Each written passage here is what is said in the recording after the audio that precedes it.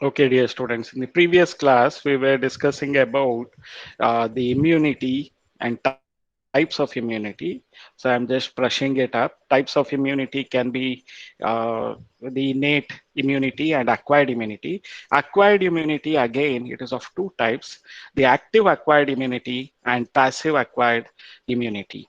So here you have the slides to show that. So the active natural immunity is whenever there's an infection of antigen, our bodies produce antibodies. So this is active natural acquired immunity. And as you know, acquired immunity is through our lifespan. So we come across or we might be infected by various organisms and our body produces antibodies. These antibodies are not present from, or this immunity is not present from birth. We acquire it during our various life stages. Like active natural immunity, we would have acquired the immunity due to infection of pathogens, and there would be the antibodies produced against it. And this active immunity, acquired immunity, artificial type is by vaccination. So as an infant, we would have undergone a variety of vaccinations like BCG, DPT, okay, hepatitis A, hepatitis B vaccination. All this vaccination we would have undergone. Okay, so that is acquired artificial immunity through vaccination that we obtain. So the passive natural immunity is the immunity that we obtain when we were in the mother's womb as a fetus. So we were getting this immunoglobulins through the placenta from mother that provided us antibodies to overcome various antigens at that early stage. When we were in the mother's womb as a fetus, the placental connection through the mother, it helped us in obtaining immunoglobulin G. And natural again, as an infant. So the infant which is breastfed with colostrum. Colostrum is the first milk. I told you about immediately after gestation. The first milk produces the colostrum, so which would be rich in immunoglobulin A. So from mother's milk, we obtain the immunoglobulin A as antibodies, which helps us to overcome various pathogens. So this is passive natural immunity. Then passive artificial acquired immunity. So we are going to obtain it through some of the processes like monoclonal antibodies. So monoclonal antibodies are produced in labs and they are inserted into a body. I have already told you monoclonal antibodies are also called as magic bullets.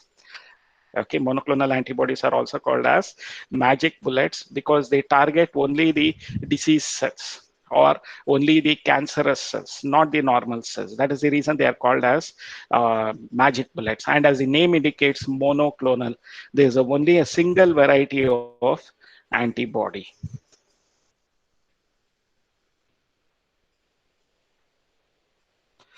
So the active immunity is the immunity in which antibodies are produced in a host body when the host is exposed to antigens. So the active immunity, acquired active immunity is immunity in which antibodies are produced within the host body when the host is exposed to antigens, that is microorganisms like fungi, bacteria, viruses, protozoans.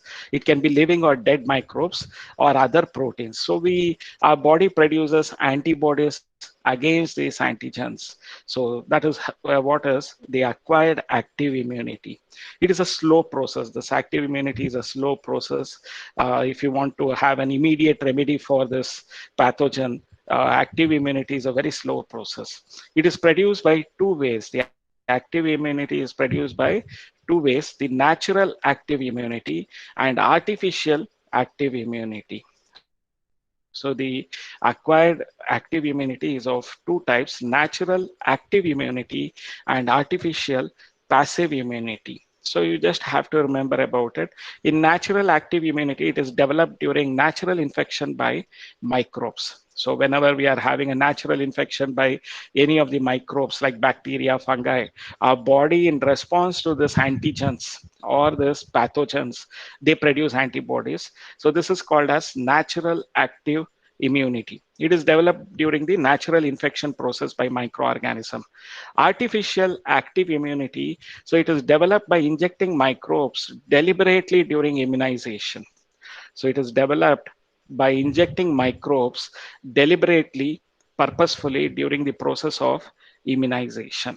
Okay, so the vaccination process, like we would have undergone poliomyelitis, oral drops or vaccination, immunization program, pulse polio program. So it is oral drops. So where we are obtaining the half killed or completely killed microbes, in response to which our body produces antibodies. So it is developed by injecting microbes artificially. It is not by infection. It is developed by injecting microbes deliberately during the immunization programs.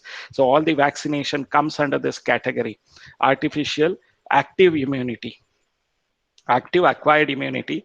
All of this comes during the vaccination, comes under this category. Okay, whatever we have taken, BCG, polio, myelitis vaccine, oral drops, or the DPT, hepatitis A vaccination, hepatitis B vaccination, all these vaccination that we have undergone, it comes under this artificial active acquired immunity. So just remember about that. The next one is the acquired immunity, the passive immunity we have. Passive acquired immunity.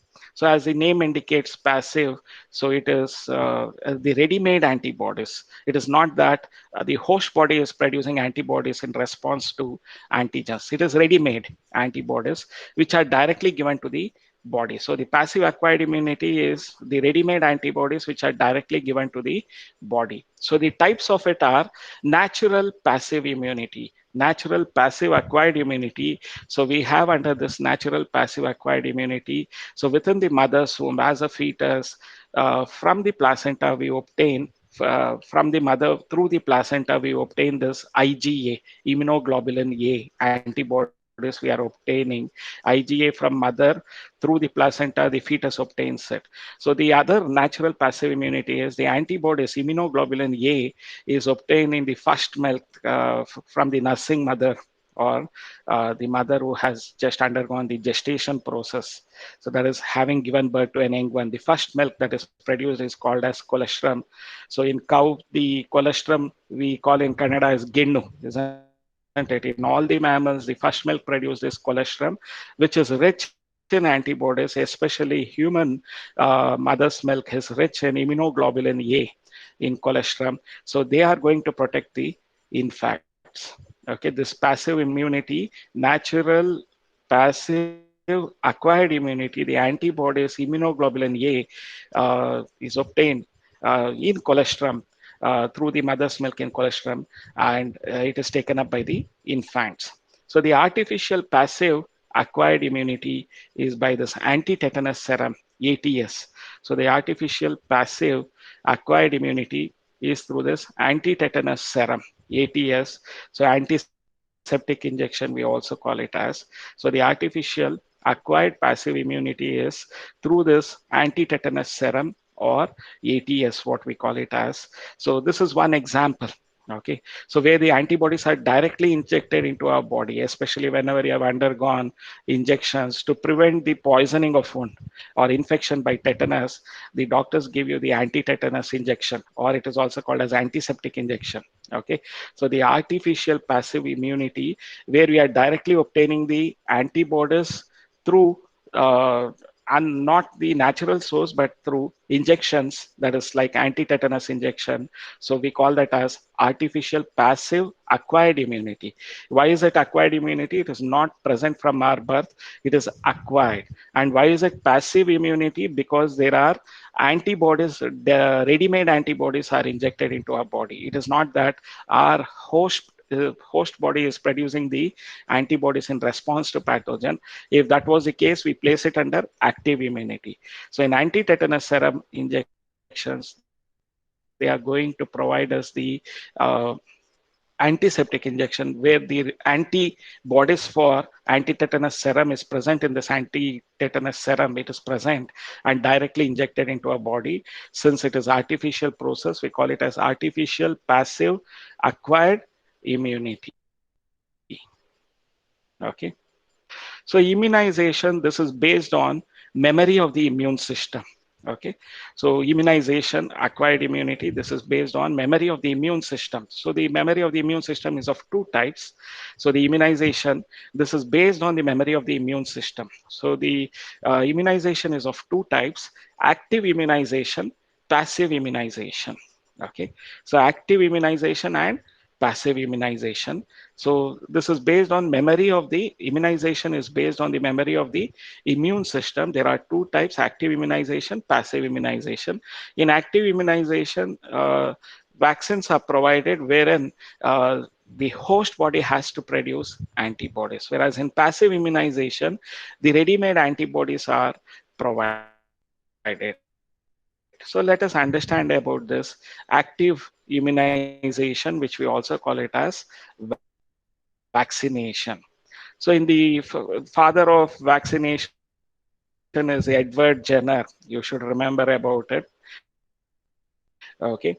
In this process, of active immunization, a preparation of vaccine. So what is the vaccine? Vaccine is a preparation of vaccine. So what are the proteins of pathogen or inactivated the disease causing organism or the killed pathogen? Okay, that is what the vaccine is going to contain. So antigenic proper proteins of pathogen or inactivated proteins is introduced into the host body. It results in the development of antibodies. So the vaccine contains, they might either contain antigenic proteins of pathogen. So that is the disease causing organism. From them, they would have obtained the antigenic proteins, or it might be the pathogen itself which has been killed or half killed. We call it as inactivated pathogen. This is introduced into the body. So when it is introduced into the host body, in response to this inactivated pathogen or antigenic proteins of pathogen, our body starts producing antibodies. So it results in the development of antibodies. During actual infection, the antibodies, so next time when we get infected by the vaccination for the organism which we have taken, so during actual infection by the same pathogen, the antibodies which are already present, they neutralize the antigens. So they are going to neutralize the antigens. So this is what you have to remember about. Okay. The active immunization, we are further discussing about the vaccines. The vaccines can generate memory B and T cells. They recognize the pathogen quickly. So since the first time infection, primary infection, it is very slow response in production of antibodies. The second time infection, so there would be the memory cells. The vaccines also create these memory cells, B and T cells, which recognize the pathogen quickly and immediately they produce the antibodies.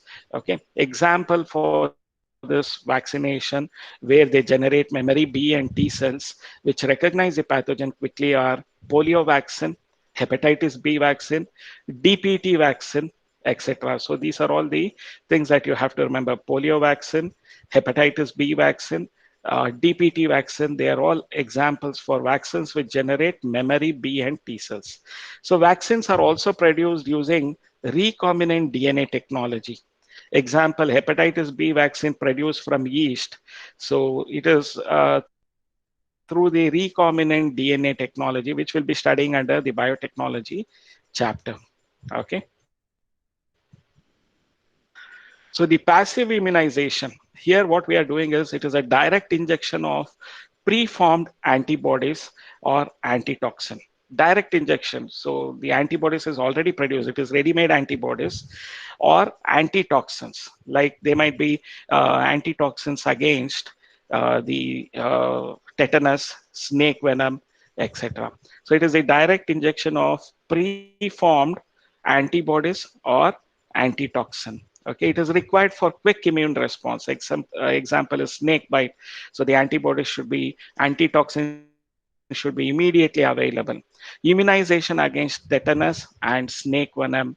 So is an example for passive immunization. So immunization against tetanus and snake venom is an example for passive immunization. So allergy, it is the exaggerated response of immune system to some antigens seen in environment. So today we are going to discuss in more detail about allergy. See, there are various allergies that you might have. Some of you are allergic to peanuts. Some of you are allergic to milk. That is lactose intolerance you might be having. So allergy is an exaggerated response of immune system to some antigens or some foreign particles. It can be proteins. So I told you the allergy is an exaggerated response of immune system to some antigens which are noticed in environment. So the agent which causes allergy, we call it as allergens. So the substances which cause allergy, we call it as allergens. Example, mites in dust. Okay, so the mites which are present, microscopic forms, the dust mites, so they cause the itching sensation. So the mites in dust, pollen grains cause the asthma like symptoms. Okay, respiratory disorders, it can cause hay fever is allergy to pollen grains. Animal dander, some of them are allergic to the hair of animals. The it can be the cat hair or dog's hair or fur, whatever you call it as animal dander. So allergy to animal dander, fur, etc. So the antibodies which are produced against the allergens are immunoglobulin E type. So the antibodies which are produced against the allergens are IgE type. Okay, immunoglobulin E type. Okay, IgE binds on mast cells. So here the diagram is there. You can notice that IgE, the immunoglobulin E, binds on the mast cells, and they release chemicals like histamine and serotonin from them. It results in allergic reactions. So IgE binds on mast cells to release chemicals like histamine and serotonin from them. So they are going to release the chemicals from them, histamine and serotonin from them, which results in allergic reactions. Okay. So in this picture, you can see this girl is sneezing because she has inhaled the pollen grains of the flowers. So this is the dust mite which has caused such infection on the skin. So the various allergens are pollen grains, dust mites. It can be spores of fungi, mold, then pet dander.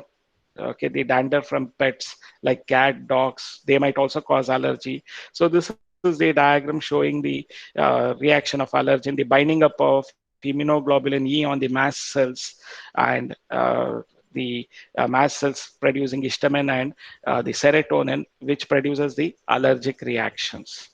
So symptoms of allergy, generally they are sneezing. So you frequently sneeze. So just because if we sneeze, it's not corona. It can be due to common allergy. Okay. So there are many flu-like symptoms: sneezing, watery eyes, that is watering eyes, running nose, difficulty in breathing, wheezing, skin rashes. You can see the skin rashes here. So these are all the symptoms of allergy. So sneezing, watery eyes, okay, running nose, difficulty in breathing, wheezing, skin rashes, they are all allergic symptoms. So determination of cause of allergy, the patient is exposed to or injected with very small dose of this possible allergen, and the reaction studied. Like some of them are allergic to Parthenium. Only seasonally they show asthma-like symptoms. So if they identify the pathogen, like the allergen, like if they identify it as probably the house is surrounded by Parthenium plants, and they suspect this to be the allergen. So a small amount of this pollen grain of Parthenium, if it is injected with very small possible dose of allergen, and the reaction is studied, okay, and if they show the symptoms of allergy, then they have identified the determined the allergen.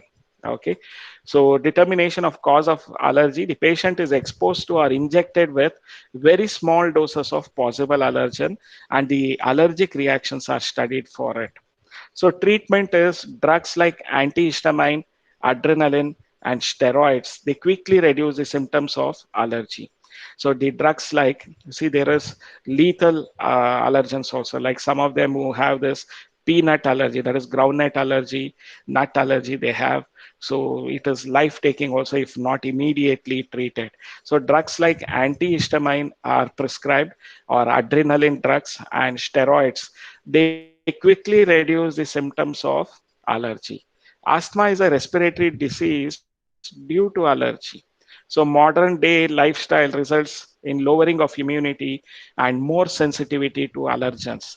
So many children in the cities and metro cities, they suffer from allergies and asthma due to sensitivity of the environment. So this is due to protected environment provided early in life. So they are not exposed to the harshness of environment. As a result, they are very sensitive to the allergens in their later life part of it. So modern day lifestyle results lowering of immunity and more sensitivity to allergens. So many children in metro cities, they suffer from allergies and asthma due to the sensitivity to the environment. So this is due to the protected environment that we provide, too much of pampering and care that the parents provide and prevent them from exposure to all these diseases provided early in life makes them sensitive to this allergens. So you should face the sun, wind, heat, so and be sturdy. Only then you can withstand most of the allergens. Autoimmunity is in higher vertebrates, the memory-based immunity, acquired immunity, evolved based on the ability to differentiate foreign organisms from self cells. So autoimmunity is there. So wherein they recognize the own cells and the antigens. So they are able to differentiate between foreign organisms and their own cells. So in higher vertebrates, this memory-based acquired immunity has evolved where it can differentiate between the foreign organisms or antigens and its own cells. So that sort of evolution has taken place, memory-based acquired immunity. Sometimes due to genetic and other unknown reasons, the body starts attacking the self cells.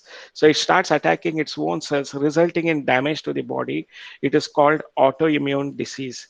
Example, rheumatoid arthritis. So wherein you can see the bending up of the bones and other things. This is because of the immune system of that host attacking their own body cells. So this is normal hands. This is the rheumatoid arthritis. Okay, bone displacement also takes place. Sometimes due to genetic and other unknown reasons, the body attacks, the body's immunity attacks its own cells. Usually their autoimmunity is there, but due to genetic and other abnormalities, the body attacks its own cells, resulting in damage to the cells. So we call it as autoimmune disorder or autoimmune disease. Example for this autoimmune disease is rheumatoid arthritis. Rheumatoid arthritis is an example for autoimmune disease. Generally, we all have autoimmunity. Whenever this immunity, memory based acquired immunity within us, they fail to recognize or differentiate between antigens and R cells. They start attacking the host cells itself. That results in the autoimmune disease. So, example for that is rheumatoid arthritis. Okay. So these are things that we will have for as of today. We'll have the discussion for this. So we'll have the discussion of DPP now. Any doubts or clarifications about immunity and other things that we discussed till date? You have any doubts or clarification, dear students? Any doubts or clarifications, you can just let me know.